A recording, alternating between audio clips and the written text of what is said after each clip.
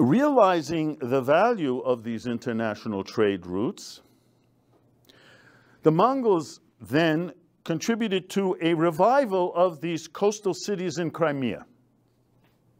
But this time, the leadership was not taken by the Mongols. I mean, after all, they're steppe people, and they're up in the north. They have other interests. And so it's turned over to whom, or allowed, by Italian or Italianate merchants from Venice, from Pisa, and most especially from Genoa in Liguria in northwestern Italy. In 1266, the Mongols allow the Genoese to build some warehouses at the old Bosporan port of Feodosiya, which is modern-day Feodosiya, along the Black Sea coast of Crimea.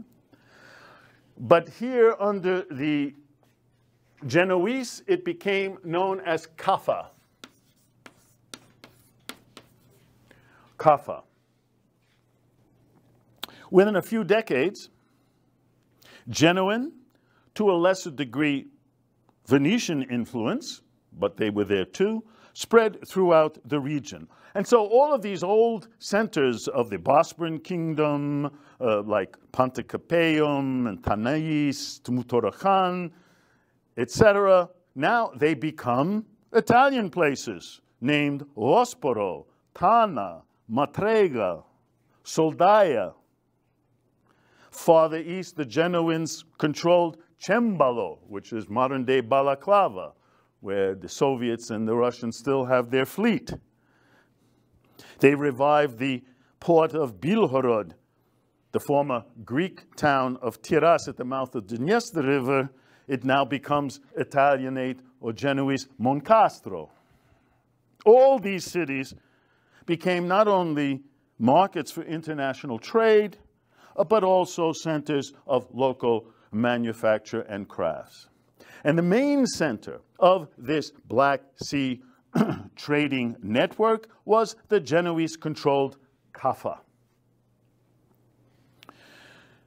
Although inhabited just like other cities in the region, which was typical of Crimea, by a whole mixture of peoples, Armenians, Greeks, Slavs, Arabs, Vlachs, Karaites, Tatars. Kaffa had all of these people, but it was administratively in the hands of a few Genoese trading companies. They were known as factories, and Genoese bankers who maintained good relations with the Byzantine Empire to the south and were directly linked to the economy, thereby, of their homeland city in the Western Mediterranean, Genoa.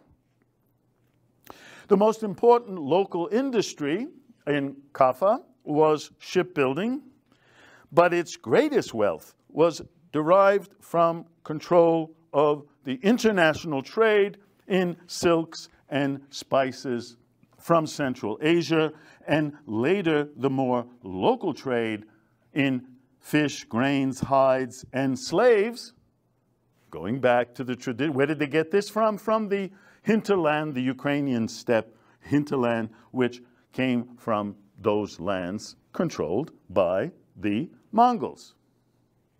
And then those products were brought on Genoese, to a lesser degree Venetian ships, to the Byzantine Empire, and from there into the Mediterranean Sea.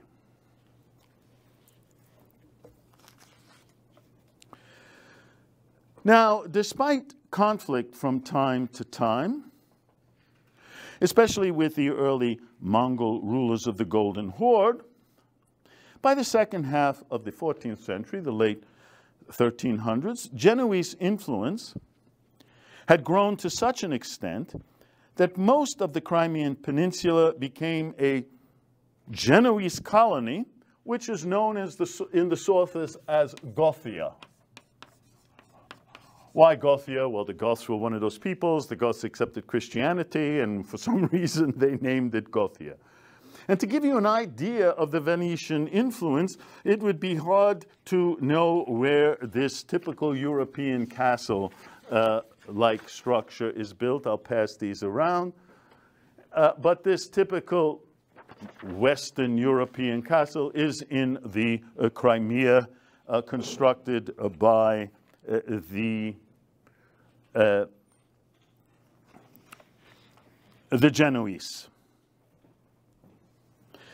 The point is that from the late 13th, that is the late 1200s, to the late 15th century, almost 2 centuries, this classic symbiotic relationship between the steppe hinterland and the coastal cities was reestablished, bringing about an era of stability to the eastern and southern Ukraine, this time under the hegemony of the Golden Horde and the Genoese.